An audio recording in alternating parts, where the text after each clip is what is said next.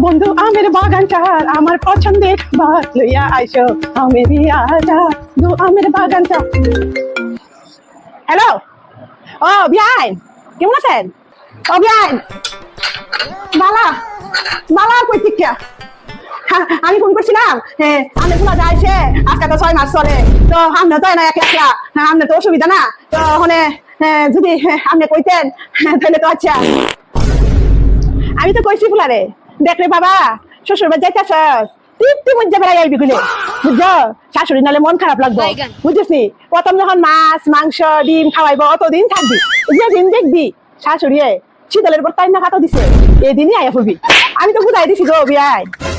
আরে শুনেন শুনেন, মাছ মাংস তো কবেই খাওয়াই আসছি, আর তো 5 মাস ধরে শীতলের পর খাওয়াইতাছি, এরপরও তো যায় না। আচ্ছা আমার একটু কথা কোনের সুযোগ দেন, আমি বুঝতেছি আপনার দুঃখটা।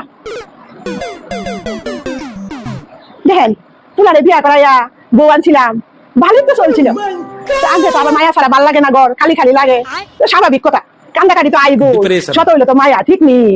তো রুজু যখন মায়ার কাছে কান্দাকাটি করেন আর মায়ার দেখা নেওয়ানের লিগা ষড়যন্ত্র করছেন, তো মায়া কে একলা যাইব?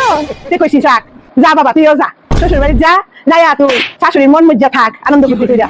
তখন এটা নিতে আমার কি দোষ আছে কর? না না না আমার কোনো অসুবিধা নাই, কোনো অসুবিধা নাই।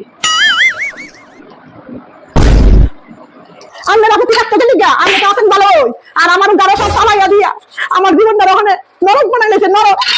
আগে করতাম মায়ার সেবা, ওখানে করি মায়া মায়া জামাই তখন তো সেবা, আমার আগলে এসে যাই।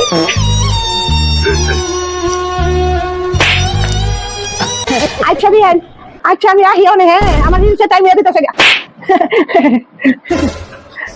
আমের বাগান চার আমার আছেন দেখা লইয়া আইসো আমায় আমেরই আজা।